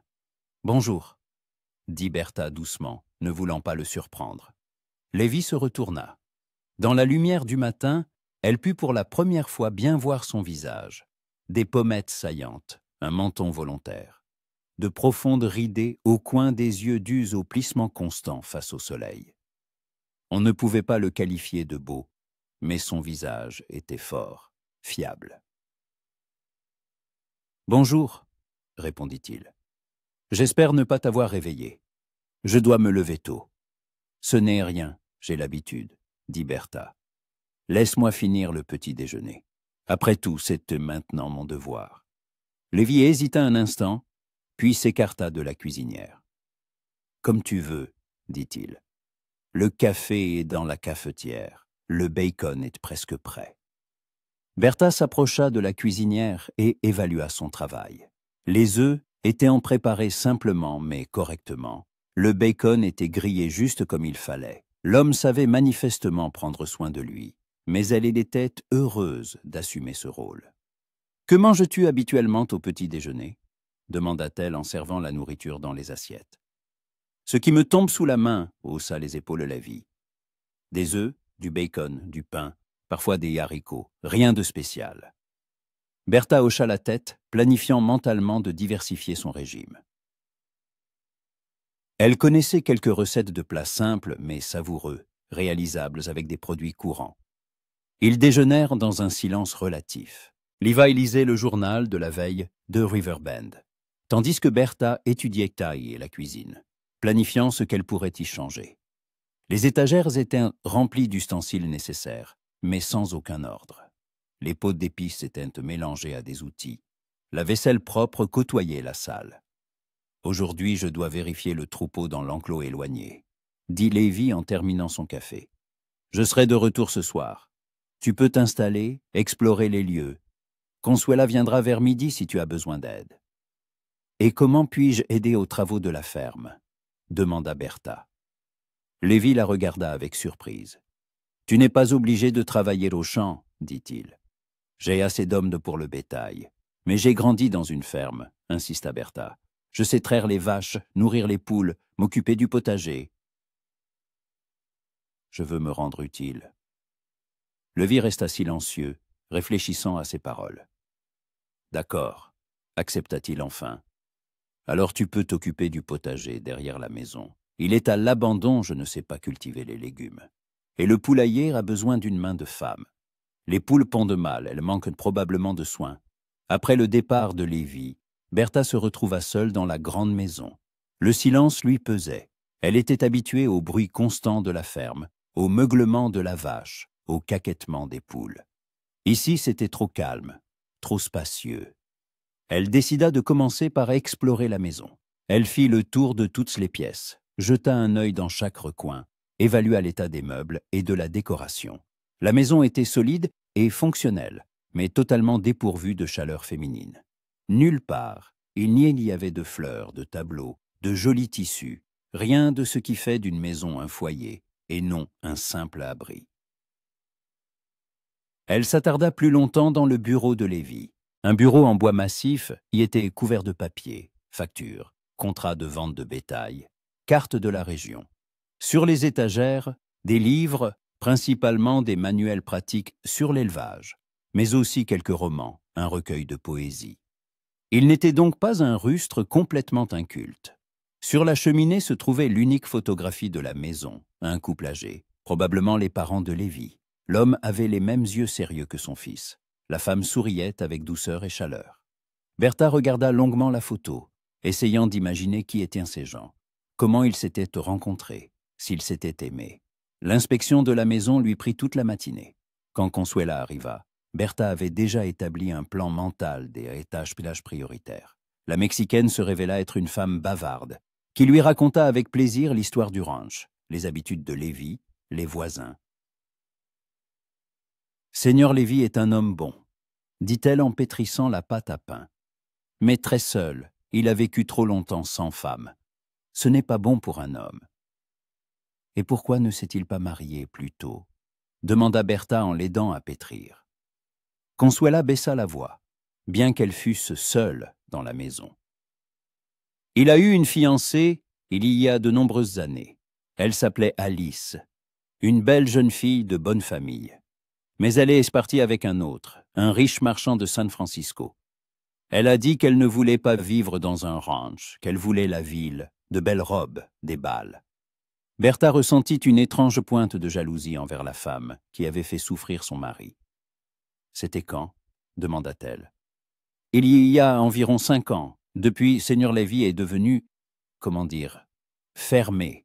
Il travaille beaucoup, mais il ne vit pas. Il ne fait que travailler. Voilà donc pourquoi il était si prudent en matière d'amour. Il avait déjà été trahi une fois et n'avait pas l'intention de s'exposer à nouveau. Après le déjeuner, Bertha alla inspecter les dépendances du ranch. Le poulailler avait en effet besoin d'être nettoyé et réparé. Les poules semblaient en bonne santé, mais les nids étaient sales. L'eau dans les abreuvoirs stagnait. Bertha retroussa ses manches et se mit au travail. Elle nettoyait le poulailler quand elle entendit un bruit de sabots. En se retournant, elle vit un cavalier se diriger vers la maison. C'était un inconnu sur un magnifique cheval baille, bien habillé, avec un chapeau coûteux et des ornements en argent sur sa selle. L'homme mit pied à terre près de la véranda et regarda autour de lui, cherchant apparemment quelqu'un. En apercevant Bertha, il se dirigea vers elle. En s'approchant, elle distingua son visage, beau, soigné, avec une moustache soigneusement taillée et un sourire suffisant. « Bonjour », dit-il en retirant son chapeau. « Permettez-moi de me présenter, Richard Stone, de Riverbend. Et vous devez être la nouvelle domestique de Wheeler. » Bertha sentit ses joues s'empourprer. Sa robe de travail et ses mains sales pouvaient en effet donner cette impression. « Je suis Madame Wheeler », dit-elle en se redressant de toute sa hauteur. La surprise sur le visage de Stone était comique. « Madame Wheeler, vous êtes donc la femme de Lévy ?» demanda-t-il à nouveau. « Oui », confirma Bertha, s'efforçant de parler calmement. « Et que puis-je pour vous ?» Stone se reprit rapidement et afficha de nouveau son sourire charmeur. « Félicitations pour votre mariage, » dit-il. « Lévy est un homme discret, personne ne connaissait ses projets. Je suis venu discuter avec lui d'une proposition d'affaires. »« Mon mari n'est pas à la maison en ce moment, » répondit Bertha. « Il rentrera ce soir. »« Je vois. » Stone n'avait manifestement pas l'intention de partir. « Mais peut-être pourriez-vous lui transmettre ma demande. » Je représente une société intéressée par l'achat de terres pour la construction d'une voie ferrée. Nous sommes prêtes à offrir un prix très avantageux. Bertha devint méfiante. Quelque chose dans le ton de cet homme lui déplaisait. « Je crains que de telles affaires ne soient pas de ma compétence, » dit-elle. « Il vaudrait mieux que vous en parliez directement avec mon mari. »« Bien sûr, acquiesça Stone, mais il ne bougeait pas. »« Et d'où venez-vous, Madame Wheeler ? » ?»« Pas de la région, à en juger par votre accent. » Bertha ne voulait pas raconter son histoire à cet inconnu, mais une impolitesse pourrait nuire à la réputation de Lévy. « Du Cross Rivers, » répondit-elle brièvement. « Ah !» Un intérêt s'alluma dans les yeux de Stone. « Ne seriez-vous pas une parente du défunt Thomas Carpenter ? J'ai entendu dire qu'il avait des problèmes de dette. » Bertha sentit le sang quitter son visage. Comment cet homme pouvait-il savoir pour Thomas? « J'étais sa femme, » dit-elle en relevant le menton. « Vraiment. » Stone sourit plus largement. « Ainsi la veuve Carpenter s'est devenue Madame Wheeler. Quelle histoire quelle histoire romantique. » Son ton était moqueur, ce qui fit serrer les poings à Bertha. « Si vous n'avez rien d'autre à dire, Monsieur Stone, je vous prierai de m'excuser. J'ai beaucoup à faire, » dit-elle froidement. « Bien sûr, je ne veux pas vous retenir, » répondit-il. Mais il ne bougeait toujours pas. « Dites simplement à Lévy que mon offre est très généreuse et que certaines opportunités ne doivent pas être manquées. » Une menace, bien que voilée, perçait dans ces derniers mots. Stone monta à cheval, toucha de nouveau le bord de son chapeau et partit au galop, laissant Bertha dans le désarroi. Qu'était-ce que cela? Une simple visite d'affaires ou quelque chose de plus sérieux? Et pourquoi connaissait-il les dettes de Thomas? Se pouvait-il que tous ces problèmes chiétiques la rattrapent ici aussi? Bertha passa le reste de la journée à travailler, essayant de chasser ses pensées inquiétantes. Elle nettoya le poulailler à fond, changea l'eau et la nourriture des poules, ramassa les œufs. Puis elle s'attaqua au potager. Elle arracha les mauvaises herbes, arrosa les plantes flétries, évalua ce qu'elle pourrait planter pour la saison suivante. Le travail l'apaisait, lui permettait de ne pas penser aux choses désagréables. Le soir, elle avait mal au dos, ses mains étaient encouvertes d'ampoules, mais elle ressentait une satisfaction du travail accompli. Pour la première fois depuis la mort de Thomas, elle se sentait utile, nécessaire. Lévy rentra alors que le soleil se couchait à l'horizon. Bertha entendit le bruit des sabots de son cheval et jeta un coup d'œil depuis la cuisine où elle préparait le dîner. Il avait l'air fatigué et poussiéreux, mais satisfait. « Comment ça va ?» demanda-t-il en entrant dans la maison et en accrochant son chapeau à un crochet près de la porte. « Bien, » répondit Bertha. « J'ai nettoyé le poulailler, travaillé au potager. Et tu as eu un visiteur, un certain Monsieur Stone de Riverbend. » Le visage de Lévy s'assombrit. « Stone? Que voulait-il » Bertha lui raconta la visite, sans dissimuler l'impression désagréable que cet homme lui avait faite. Lévy écouta en silence, fronçant de plus en plus les sourcils. Ce type se montre tous les 6 mois avec différentes propositions. dit-il enfin. Il veut acheter des terres, soi-disant pour le chemin de fer, mais je soupçonne qu'il a d'autres plans. Lesquels? Demanda Bertha. Je ne sais pas exactement. Mais trop de terres dans le comté passent entre ses mains ou celles de ses associés. Et toujours pour une bouchée de pain, de la part de gens en difficulté. Bertha sentit ce froid familier lui glacer le ventre. Tu penses qu'il s'est lié à Hart Griffin? Lévy la regarda avec surprise. Et comment connais-tu Griffin? Bertha lui raconta sa rencontre à la foire, les dettes que Griffin avait l'intention de lui réclamer. Levi écoutait, son visage devenant de plus en plus sombre.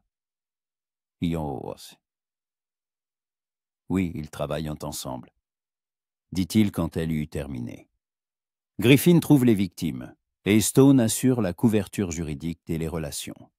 C'est une bonne chose que tu lui aies échappé. Et s'ils tentent quelque chose contre nous? Demanda Bertha. Lévy s'approcha d'elle et posa une main lourde sur son épaule. Je ne le permettrai pas, dit-il simplement.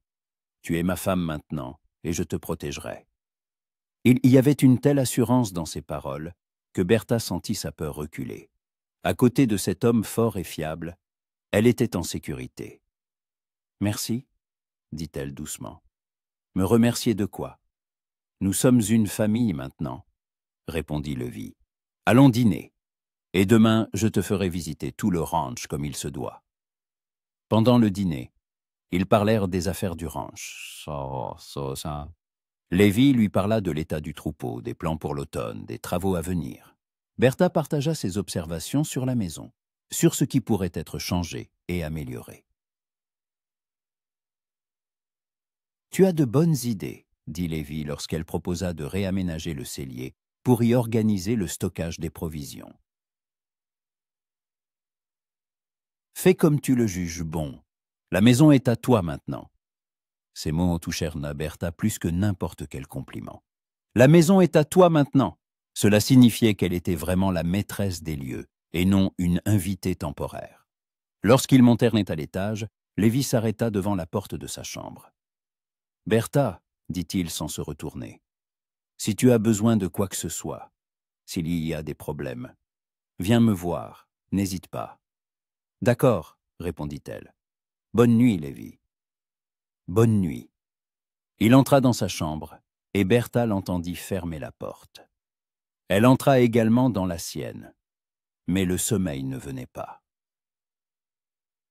Trop d'événements s'étaient produits en une seule journée, trop de changements. Elle s'approcha de la fenêtre et regarda dans l'obscurité de la nuit. Les étoiles brillaient, claires et froides, et au loin, un coyote hurlait. C'était sa nouvelle vie, sa nouvelle maison, son nouveau monde. Et malgré toutes ses peurs et ses doutes, elle sentait qu'elle avait fait le bon choix. 2 semaines s'écoulèrent dans une routine agréable. Bertha habitua rapidement à la maison, établit son propre ordre et commença à se sentir comme une véritable maîtresse de maison. Lévy se révéla être un mari peu contraignant, poli, attentif à ses besoins, mais pas envahissant. Une relation de partenariat respectueux s'installa entre eux, se teintant progressivement d'une chaude amitié. Le dimanche matin, trouva Bertha dans le jardin derrière la maison. Elle désherbait les plates-bandes de légumes tardifs, profitant de l'air frais avant la chaleur de la journée. Le travail de la terre l'apaisait, lui redonnant ce sentiment de connexion avec la nature qu'elle appréciait tant dans son ancienne ferme. « La récolte sera bonne », retentit une voix familière derrière elle. Bertha se retourna et vit Lévy debout près de la clôture. Il était déjà habillé pour aller en ville. Sa meilleure chemise, des bottes cirées, son revolver à la ceinture. Le dimanche, il se rendait généralement à Riverbend pour affaires, ou simplement pour discuter avec les voisins. « Grâce à toi, le potager a enfin l'air de quelque chose, » continua-t-il. Et avant, il n'y avait que des mauvaises herbes. Bertha se leva, secouant la terre de ses mains et de sa jupe. En 2 semaines, son hâle s'était accentué et ses mains s'étaient définitivement durcies par le travail. Mais elle se sentait en bonne santé et forte, comme elle ne s'était pas sentie depuis des mois après la mort de Thomas. Tu veux venir avec moi en ville? Proposa Lévi. Consuela a dit que tu avais besoin de quelque chose pillard pour la maison. Bertha hésita. D'un côté, elle avait en effet besoin d'acheter du tissu pour les rideaux, du fil pour repriser, et quelques petites choses pour la cuisine. D'un autre côté, elle craignait de rencontrer à Riverbend une connaissance de Stone, ou lui-même. « N'aie pas peur », dit Lévi, comme s'il avait lu dans ses pensées. « Stone ne vient pas en ville le dimanche, et s'il vient, je serai là. » Cela finit de la convaincre. Elle enfila rapidement sa plus belle robe. La même robe bleue à fleurs blanches qu'elle portait pour son mariage. Et une demi-heure plus tard, ils étaient sur la route familière. Riverbend était bondé. Le dimanche était le seul jour de repos pour la plupart des fermiers et des ouvriers. La rue principale était donc remplie de chariots, de chevaux et de gens. La communauté se rassemblait à l'église pour le service dominical. Les clients se pressaient devant le magasin général et du saloon s'échappaient les sons d'un piano et des voix d'hommes. Bertha entra dans le magasin de Thompson, tandis que Lévi se rendit à la forge, l'un de ses chevaux ayant perdu un fer. Thompson l'accueillit avec son enthousiasme habituel, lui demanda des nouvelles, la complimenta sur la façon dont elle prenait soin de Lévi. « Il est visiblement plus joyeux depuis qu'il s'est marié », dit le commerçant en lui mesurant du tissu pour les rideaux. Avant, c'était toujours le travail. Et maintenant, il lui arrive même de sourire. Pendant que Thompson emballait ses achats, une jeune femme d'environ 25 ans entra dans le magasin, vêtue d'une élégante robe jaune et d'un chapeau à plumes à la mode. Elle était très belle, des cheveux dorés, des yeux bleus, des traits fins. Et elle n'était manifestement pas du coin. Son apparence était trop raffinée pour une femme de fermier ou de commerçant. « Bonjour, monsieur Thompson », dit l'inconnu d'une voix mélodieuse. « Y pourriez-vous me montrer vos plus beaux gants? J'en ai besoin de blanc pour une occasion spéciale. » Bien sûr, mademoiselle, Thompson ne savait manifestement pas comment s'adresser à elle. « Alice Stone », se présenta-t-elle. « Je suis l'invitée de monsieur Richard Stone. » À la mention du nom de Stone, Bertha se méfia. Serait-ce une parente de ce type désagréable qui était venue à leur ranch? Ah, oui, bien sûr, acquiesça Thompson. Richard a dit qu'il recevait sa nièce, je crois? Sa sœur, corrigea Alyssa avec un léger sourire. Je suis venue de San Francisco pour quelques semaines. Bertha ressentit une étrange inquiétude. Quelque chose chez cette femme la mettait mal à l'aise. Peut-être le regard trop insistant avec lequel elle examinait les clients du magasin. « Permettez-moi de vous présenter notre nouvelle voisine, » dit Thompson en s'adressant à Alice. « Madame Bertha Wheeler, elle a récemment épousé Lévi Wheeler, le propriétaire d'un grand ranch. » Alice se tourna vers Bertha, et celle-ci vit son visage changer un instant. Une lueur de reconnaissance traversa ses yeux, rapidement remplacée par un sourire aimable. « Très heureuse, » dit Alice en tendant une main gantée de blanc. « Madame Wheeler. »« Et quel était votre nom de jeune fille, si je puis me permettre ?»« Carpenter », répondit Bertha, se sentant mal à l'aise dans sa robe de travail à côté de cette dame élégante. « Carpenter », répéta Alice pensivement. « Ne seriez-vous pas de Cross River par hasard? Il me semble avoir entendu ce nom dans cette région. » Le cœur de Bertha manqua un battement. Comment cette femme pouvait-elle connaître Cross River? Et pourquoi l'interrogeait-elle sur ses origines? Si, de là-bas, confirma-t-elle prudemment. Quelle coïncidence! S'exclama Alice. Mon frère a des intérêts commerciaux dans ce comté.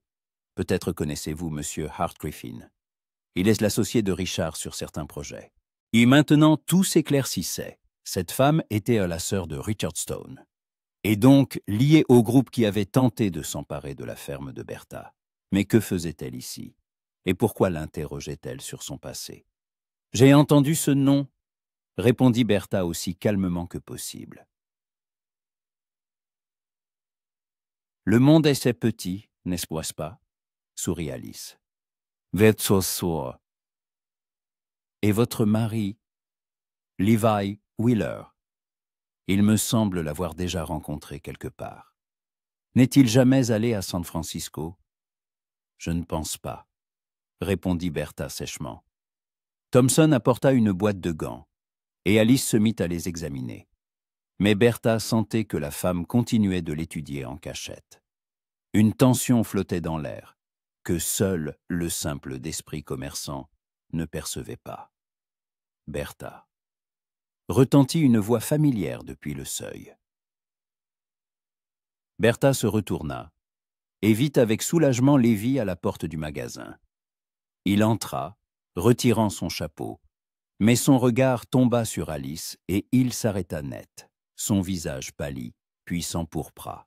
« Alice, dit-il doucement, et sa voix était si chargée de stupeur que Bertha comprit immédiatement que ces deux-là se connaissaient, et se connaissaient très bien.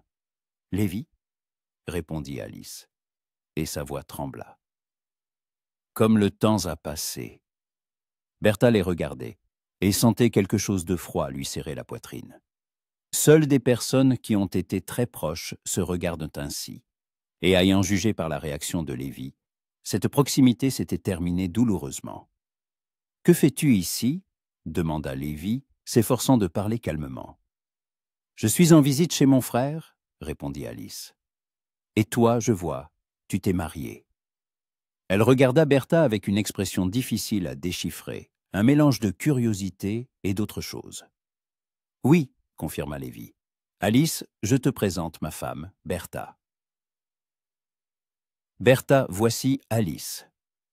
Nous nous connaissons depuis de nombreuses années.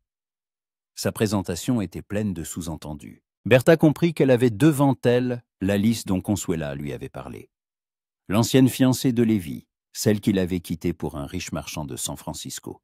« Très heureuse de vous rencontrer enfin, » dit Alice, avec un sourire qui n'atteignit pas ses yeux. Lévy est si secret. Il n'a jamais parlé de ses projets de fonder une famille. « Nous nous sommes mariés récemment, » répondit Bertha, s'efforçant de garder sa dignité. « Je vois, » acquiesça Alice. « Et dites-moi, Madame Wheeler, vous plaît-il de vivre au ranch? Ne vous ennuyez-vous pas après la ville ?» La question était une pique déguisée, une allusion au fait que la vie à la campagne ne convenait pas à tout le monde. Bertha releva le menton. « Ça me plaît énormément, » répondit-elle fermement. « C'est un endroit merveilleux pour une vie de famille. » « Formidable, » sourit Alice. « Vous n'êtes donc pas de ces femmes qui rêvent de grandes villes, de bals, de belles robes. » Alice l'interrompit brusquement Lévy. « Nous devons partir. » Il prit Bertha par le bras, voulant manifestement quitter le magasin au plus vite. Alice les regardait tous les deux avec une expression qui pouvait signifier n'importe quoi. « Bien sûr, je ne vous retiendrai pas, » dit-elle. « Mais, Lévy, pourrions-nous nous voir un de ces jours? Parler du bon vieux temps, j'ai quelque chose que je voudrais te dire. » Lévy hésita, et Bertha vit qu'il luttait contre lui-même. « Je ne pense pas que ce soit une bonne idée, » dit-il enfin. « Dommage, » soupira Alice. « Eh bien, peut-être nous reverrons-nous. Je reste ici un certain temps. » Ils sortirent un mètre du magasin, et Bertha sentit Lévy trembler de tension. Ils gardèrent le silence jusqu'au chariot, mais une fois assis et en route, Bertha ne put se retenir. « C'est elle, n'est-ce pas ?»« Alice ?» demanda-t-elle doucement. Lévy ne répondit pas tout de suite, les yeux fixés sur la route devant lui. « Oui, » dit-il enfin, « c'est elle. Et que fait-elle vraiment ici? Ce ne peut pas être une coïncidence qu'elle soit arrivée juste maintenant. » Lévy la regarda de côté. « Tu as raison, » admit-il. « Alice ne fait jamais rien par hasard. Si elle est ici, c'est qu'il y a une raison. »« Laquelle ?» insista Bertha. Lévy resta silencieux, luttant contre lui-même. « Je ne sais pas, » dit-il honnêtement. Mais il ne faut rien attendre de bon de sa présence. Ils firent le reste du trajet en silence, chacun plongé dans ses pensées. Bertha songeait que la rencontre avec Alice avait changé quelque chose entre elle et Lévy. Une tension était apparue, qui n'existait pas auparavant, l'ombre du passé s'était installée entre eux, à la maison, Lévi se retira immédiatement dans son bureau, prétextant des affaires urgentes. Bertha s'occupa des tâches ménagères, mais ses pensées s'étaillaient ailleurs. Elle ne pouvait chasser de son esprit l'image d'Alice, belle, élégante, sûre d'elle. À côté d'elle, Bertha se sentait comme une simple paysanne, dans une robe reprisée. Et si Lévi aimait encore son ancienne fiancée? Et si l'apparition d'Alice lui faisait regretter son mariage hâtif? Ces pensées la tourmentèrent tout le reste de la journée. Le soir, au dîner, Lévi était sombre et silencieux.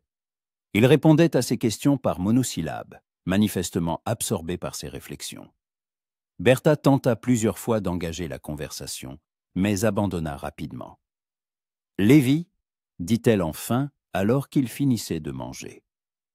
Si tu veux la voir, lui parler, je comprendrai. » Il leva brusquement la tête et la regarda. « Pourquoi voudrais-je la voir ?» demanda-t-il. « Peut-être avez-vous des affaires inachevées. Peut-être as-tu besoin de tourner la page définitivement. » Lévi la regarda longuement, avec une expression qu'elle ne put déchiffrer. « Bertha, dit-il doucement. Tu es ma femme. Ce qu'il y a eu entre Alice et moi appartient au passé. Je n'ai pas l'intention de le ressusciter. Mais elle a tout de même compté pour toi, insista Bertha. Et si sa présence peut affecter notre mariage? Elle ne le peut pas, l'interrompit brusquement Lévi. Alice a fait son choix il y a 5 ans. Maintenant, j'ai fait le mien. Il se leva de table et se dirigea vers la porte. Je vais voir les chevaux, lança-t-il par-dessus son épaule. Bertha resta seule à table, se sentant encore plus désemparée. Lévi essayait de l'assurer que le passé n'avait pas d'importance, mais elle voyait à quel point la rencontre avec Alice l'avait bouleversée. Tard dans la soirée, alors que Bertha se préparait à dormir, elle entendit un bruit de sabots dans la cour. En regardant par la fenêtre, elle vit un cavalier se diriger vers la maison. Au clair de lune, elle reconnut Charlie, qui mit pied à terre et se dirigea vivement vers la maison. Quelques minutes plus tard, on frappa à la porte, puis des voix s'élevèrent en bas. Bertha enfila une robe de chambre et sortit sur le palier, mais ne descendit pas, ne voulant pas écouter aux portes. « Patron, disait Charlie d'une voix agitée, il y a quelque chose qui ne va pas dans l'enclos éloigné. Les vaches sont nerveuses, et Miguel dit avoir vu des étrangers près de la limite. »« Quel genre d'étrangers » demanda Lévi. « 3 hommes sur de bons chevaux. Ils ne ressemblent pas à des voyageurs ordinaires. Ils sont trop prudents, restent à l'ombre. » Lévi resta silencieux un instant. « Bien, dit-il enfin, nous vérifierons demain à l'aube. Pour ce soir, double la garde. Et dis à Miguel de garder son arme à portée de main. » Charlie partit, et Lévi s'enferma dans son bureau. Bertha l'entendit marcher dans la pièce, sortir quelque chose des tiroirs. Puis tout devint silencieux.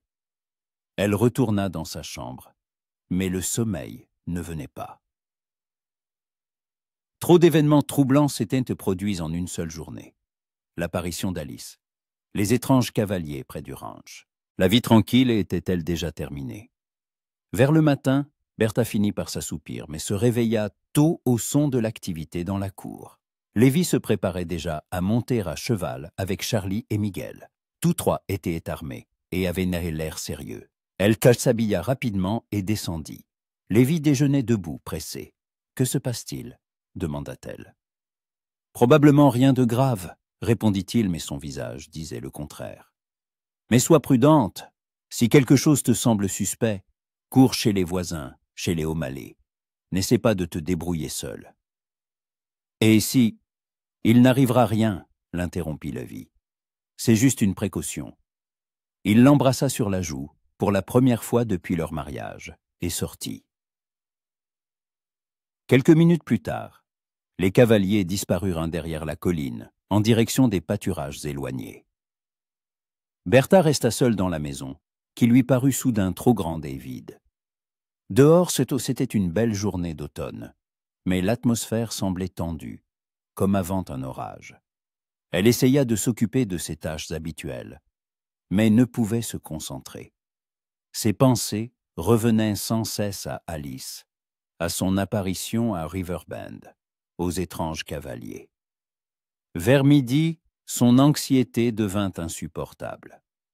Consuela n'était pas venue, elle ne travaillait que certains jours, et ce n'était pas son jour. La maison était plongée dans un silence de mort, seulement rompu par le tic-tac de l'horloge du salon. Bertha sortit sur la véranda, espérant voir les hommes revenir. Mais l'horizon était vide. Seul le vent chassait les feuilles jaunes sur l'herbe. Et au loin, des vautours tournoyaient. C'est alors qu'elle entendit le bruit d'un attelage qui approchait. Bertha scruta l'horizon et vit une élégante calèche se diriger vers la maison. Son cœur se serra. Elle reconnut la passagère avant même de distinguer son visage. Alice Stone venait lui rendre visite. L'élégante calèche s'arrêta devant la véranda et Alice Stone en descendit nonchalamment. Aujourd'hui, elle était vêtue de manière encore plus raffinée, une robe vert foncé avec des finitions en velours et un petit chapeau à voilette. Elle tenait une ombrelle en dentelle, bien que le soleil fût doux et qu'aucune ombre ne fût nécessaire. Bertha sortit sur la véranda, s'efforçant de rester calme. Sa simple robe de maison semblait encore plus modeste, à côté de la tenue de son invitée. « Madame Wheeler, » dit Alice avec un sourire charmant. « J'espère ne pas vous déranger avec cette visite inattendue. Je tenais tant à mieux connaître la nouvelle épouse de mon cher Lévy. »« Entrez, je vous en prie, » répondit Bertha, bien que tout en elle se crispât d'anxiété. « Mon mari n'est pas à la maison en ce moment, mais... » « Oh, c'est encore mieux !» l'interrompit Alice en montant les marches de la véranda. « Nous aurons l'occasion de parler à cœur ouvert, de femme à femme. » Elles entrèrent dans le salon, et Bertha proposa du thé à son invitée. Pendant qu'elle s'affairait avec la vaisselle, Alice examinait attentivement la pièce. « Quelle maison accueillante !» remarqua-t-elle. « Bien qu'il semble qu'une main féminine s'y soit installée récemment. Autrefois, c'était plus masculin. »« Vous êtes déjà venu ici ?» demanda Bertha, s'efforçant de garder une voix indifférente. « Oh oui !» Alice s'assit dans un fauteuil et arrangea gracieusement ses jupes. « Assez souvent, Lévy et moi étions très proches à une époque. » La franchise avec laquelle elle dit cela frappa Bertha. Alice n'avait manifestement pas l'intention de cacher son passé avec Lévy. « C'était il y a longtemps, » répondit Bertha en servant le thé dans des tasses en porcelaine. « 5 ans, convint Alice. Mais peut-on vraiment mesurer les vrais sentiments avec le temps ? Bertha sentit sa respiration se couper, mais elle s'efforça de ne pas montrer son trouble. « Je ne sais pas, » dit-elle. « Je pense que le passé doit rester dans le passé. » Alice se mit à rire, d'un rire clair et mélodieux, comme le tintement de clochettes d'argent. « Comme vous êtes pragmatique, chère Bertha. Puis-je vous appeler Bertha ? Mais voyez-vous, certaines choses ne peuvent pas être simplement oubliées, surtout quand il s'agit d'amour. » Elle but une gorgée de thé, sans quitter Bertha des yeux. « Et dites-moi, comment avez-vous rencontré Lévy ? Ce doit être une histoire romantique. » Bertha comprit que la femme connaissait déjà la réponse à sa question. Une jubilation contenue perçait dans son ton. « Nous nous sommes rencontrés à la foire de Cross River, » répondit-elle honnêtement. « Ah oui, bien sûr, » acquiesça Alice. « Après la mort de votre premier mari. » Quelle tragédie de se retrouver jeune veuve, endettée et sans ressources. La mention directe de sa situation précaire fut comme une gifle. Bertha serra les poings sous la table. « Comment savez-vous cela ? » demanda-t-elle. « Oh, mon cher frère a des intérêts commerciaux variés. Il sait beaucoup de choses sur les gens et leurs circonstances, » répondit Alice nonchalamment. « Surtout quand ces circonstances peuvent s'avérer utiles. » Maintenant, tout devenait clair. La venue d'Alice n'était pas une coïncidence, c'était une action planifiée. « Que voulez-vous ? demanda Bertha sans détour. Alice posa sa tasse et croisa les mains sur ses genoux. « Vous voyez comme nous nous comprenons bien », dit-elle avec un sourire satisfait. « Je dois parler à Lévi. Et comme il évite de me rencontrer, j'ai décidé de m'adresser à vous. »« De quoi devez-vous lui parler ?»« De ces terres, » répondit Alice, et sa voix se durcit. « Voyez-vous, chère Bertha, votre mari possède une propriété de grande valeur. Une nouvelle ligne de chemin de fer passera par son ranch. La décision est déjà prise. Mon frère et ses associés proposent à Lévi un prix juste pour le droit de passage. Et s'il refuse ?» Alice haussa les épaules. « Alors le chemin de fer passera quand même par ses terres, mais en vertu du droit d'expropriation. Et dans ce cas, la compensation sera considérablement moindre. »« Est-ce une menace ? » ?»« C'est la réalité, » répondit Alice calmement. « On n'arrête pas le progrès, ma chère. Les chemins de fer sont l'avenir de l'Amérique. On peut soit en tirer profit, soit être simplement balayé. » Bertha se leva. « Je pense que vous devriez en discuter directement avec mon mari, » dit-elle froidement. « Ah, mais voyez-vous, c'est là le problème. » Alice se leva également. « Lévi est trop têtu. Il laissera son orgueil obscurcir son bon sens. Tandis que vous êtes une femme pragmatique. Vous comprenez ce que signifie se retrouver sans ressources. » Elle s'approcha de Bertha. « De plus, nous avons des informations supplémentaires sur votre situation. Ces dettes, prétendument laissées par votre premier mari, mon frère peut faire en sorte qu'elles disparaissent à jamais. Ou, au contraire, qu'elles se révèlent soudainement bien réelles et exigibles. » Le cœur de Bertha s'accéléra. La menace de Griffin n'avait donc pas disparu. « Que proposez-vous » demanda-t-elle, s'efforçant de garder son sang-froid. « Convainquez Lévi d'accepter l'accord » répondit simplement Alice. « Persuadez-le d'être raisonnable, et alors tous vos problèmes disparaîtront, et vous aurez assez d'argent pour vivre où vous voulez et comme vous voulez. » « Et si je refuse ?» Alice sourit, mais son sourire était froid comme la glace. « Alors vous perdrez tout, le ranch, votre mari, tout. Parce que voyez-vous, chère Bertha, Lévi ne m'a jamais oublié. Il vous a épousé par désespoir, par pitié, pour une pauvre petite veuve. Mais le véritable amour est éternel. » Elle s'approcha de la fenêtre et regarda dehors. « Vous savez, quand je suis partie il y a 5 ans, je pensais avoir trouvé un meilleur parti. Mon mari était riche, influent. Il pouvait m'offrir la vie dans une grande ville. Mais il s'est révélé être un homme froid et cruel. Et maintenant, il est mort, ne me laissant que des dettes et des ennuis. » Elle se retourna vers Bertha.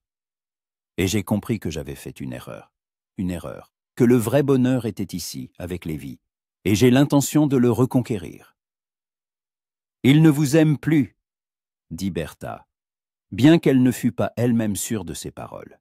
« Nous verrons bien, » répondit Alice. « En tout cas, j'ai ce que vous n'aurez jamais, des souvenirs communs, une histoire, une véritable connaissance de son âme. » Elle prit son ombrelle et se dirigea vers la porte. « Réfléchissez à ma proposition, chère Bertha. Vous avez 3 jours. Si d'ici vendredi, Lévi n'accepte pas l'accord, eh bien, je devrais agir autrement. » « De quelle manière ?» demanda Bertha, craignant d'entendre la réponse. « Mais ne le devinez-vous pas ?» Alice s'arrêta sur le seuil. « Je lui dirai la vérité sur notre mariage, que je suis libre, que je suis prête à revenir à lui pour toujours. Et alors, nous verrons qui il choisira, une partenaire d'affaires ou la femme qu'il a vraiment aimée. » Sur ces mots, elle sortit et monta dans la calèche. Quelques minutes plus tard, l'élégant attelage disparut derrière la colline, laissant Bertha debout sur la véranda, complètement désemparée. La menace était réelle et multidimensionnelle. D'une part, la pression sur la question des terres. De l'autre, le chantage affectif. Et le plus effrayant, c'est qu'Alice pouvait avoir raison concernant les sentiments de Lévi. Bertha rentra dans la maison et se mit à ranger la vaisselle sans but, essayant de mettre de l'ordre dans ses pensées. Que pouvait-elle opposer à Alice? La beauté, l'élégance, une histoire commune avec Lévi. Tout cela appartenait à son ancienne fiancée. Et elle, qu'avait-elle? Seulement sa volonté de travailler et de se rendre utile. Soudain, elle entendit un bruit de sabots dans la cour. Son cœur s'accéléra. Alice était-elle de retour? Mais en regardant par la fenêtre, elle vit Lévi qui rentrait plus tôt que d'habitude. Il mit pied à terre près de la véranda et se dirigea rapidement vers la maison. Son visage montrait qu'il était agité. « Bertha » appela-t-il en entrant. « Tout va bien ?»« Oui, » répondit-elle. « Que s'est-il passé ?» Lévi retira son chapeau et passa une main dans ses cheveux. « Nous avons trouvé les traces du camp où les étrangers s'étaient arrêtés, » dit-il. Et ce n'étaient pas de simples voyageurs. Des professionnels, bien armés, prudents. Ils surveillaient le ranch depuis plusieurs jours. Qui cela pouvait-il être? Je soupçonne les hommes de Stone ou de Griffin. Il faisait du repérage avant de passer à l'action. Lévi s'approcha d'elle et posa ses mains sur ses épaules. « Je craignais qu'il n'ait essayé de s'en prendre à toi. » Bertha comprit qu'elle devait lui parler de la visite d'Alice. Mais comment le faire sans trahir ses peurs et ses doutes? Lévi, commença-t-elle prudemment. Alice est venue me voir. Le visage de Lévi changea brusquement. Quoi? Quand? Aujourd'hui, après ton départ. Bertha lui raconta la conversation, s'efforçant de rapporter les paroles d'Alice le plus fidèlement possible. Lévi écouta en silence, mais elle voyait les muscles de sa mâchoire se contracter. « Je vois, » dit-il quand elle eut terminé. « Maintenant, je comprends pourquoi elle est ici. Tu penses qu'elle disait la vérité à propos du chemin de fer? C'est possible. » Lévi s'approcha de la fenêtre et regarda dehors. Des rumeurs sur de nouvelles lignes circulent depuis longtemps, mais l'expropriation est une affaire sérieuse. Il faut des décisions des autorités, des tribunaux. Et s'ils ont les bonnes relations? Lévi se tourna vers elle. Alors nous devrons nous battre, mais pas comme ils s'y attendent. Que veux-tu dire? Pour toute réponse, Lévi s'approcha d'elle et prit ses mains dans les siennes. Bertha, dit-il sérieusement, je veux que tu saches que tout ce qu'Alice a dit sur notre relation, c'est vrai. Elle a été une partie importante de ma vie, et quand elle est partie, j'ai cru que je ne pourrais plus jamais faire confiance à une femme. Le cœur de Bertha se serra, mais elle se força à écouter. Mais ce que nous avons maintenant, continua Lévi, ce n'est pas de la pitié ni un arrangement d'affaires. Du moins, pas seulement ça. Tu es devenue importante pour moi, très importante. Il leva sa main et lui baisa la paume. Et je ne laisserai personne, ni Alice, ni Stone, ni qui que ce soit d'autre, détruire ce que nous construisons ensemble. Bertha sentit les larmes lui monter aux yeux. Mais si elle a raison, si tu ne l'as jamais oubliée, je ne l'ai pas oubliée, reconnut honnêtement Lévi. Mais oublier et aimer sont deux choses différentes. Alice appartient au passé, et toi, tu es mon présent. Et, si tu le veux, mon avenir. Il se pencha et l'embrassa, non pas sur la joue comme ça auparavant, mais sur les lèvres. Le baiser était tendre mais déterminé, plein de promesses. Quand ils se séparèrent, Bertha se sentit complètement différente. Cette peur n'avait pas entièrement disparu, mais une certitude était née. Elle n'était pas seule dans ce combat. « Que devons-nous faire ?» demanda-t-elle. « D'abord, nous allons renforcer nos défenses, » répondit Lévi avec pragmatisme. « Nous posterons des gardes supplémentaires, nous préviendrons les voisins, et ensuite nous leur montrerons qu'il ne faut pas nous chercher des noises. » Il se dirigea vers son bureau et en sortit plusieurs lettres. Pendant que je vérifiais les limites, je suis passé à la poste. Il y a des lettres de vieux amis, des gens qui peuvent nous aider, et une lettre et particulièrement intéressante. Il lui montra une enveloppe avec un sceau officiel. Du marshal fédéral Hawkins. Il s'avère qu'il enquête depuis un certain temps sur les activités de Stone et Griffin. Et nos informations pourraient lui être très utiles. Bertha sentit une vague d'espoir la submerger. Nous pouvons donc nous tourner vers la loi? Nous le pouvons et nous le devons, confirma Lévy. Mais cela prendra du temps. En attendant, nous devons tenir bon et ne pas nous laisser intimider. Il l'enlaça par la taille. Tu en seras capable. Ce ne sera pas facile. Ils essaieront de nous mettre la pression de toutes parts, de toutes parts. Bertha songea à tout ce qu'elle avait traversé ces derniers mois. La mort de Thomas, la menace de la ruine, l'incertitude. Comparées à cette solitude et ce désespoir, les difficultés actuelles semblaient surmontables. Surtout avec un homme à ses côtés, prêt à se battre pour elle. « J'en serai capable », dit-elle avec assurance. « Nous y arriverons, ensemble. » Dehors, le soleil se couchait, peignant le ciel de nuances d'or et de pourpre. Quelque part dans ces collines se cachaient tous leurs ennemis, élaborant des plans et tendant des pièges. Mais ici, dans cette maison, il y avait un amour naissant et la détermination de protéger ce qui leur était cher. Bertha était venue à la foire avec une seule vache et en était repartie avec un mari qu'elle ne connaissait pas. Mais maintenant, elle le connaissait et elle était prête à se battre pour leur avenir commun. Des épreuves les attendaient, mais ils les affronteraient ensemble. Et cela leur donnait la force de tout surmonter. Les premières lumières s'allumèrent dans la maison, chaudes et accueillantes, chassant l'obscurité qui tombait. Leur histoire ne faisait que commencer. Bertha et Lévy traversèrent toutes les épreuves que leurs ennemis leur avaient préparées. Le marshal Hawkins arrêta Stone et Griffin pour fraude et extorsion. Alice quitta la ville, comprenant qu'elle avait perdu. Et au ranch des Wheeler, une paix s'installa, se renforçant chaque jour, tout comme l'amour entre les époux, né dans les difficultés et trempé dans les épreuves.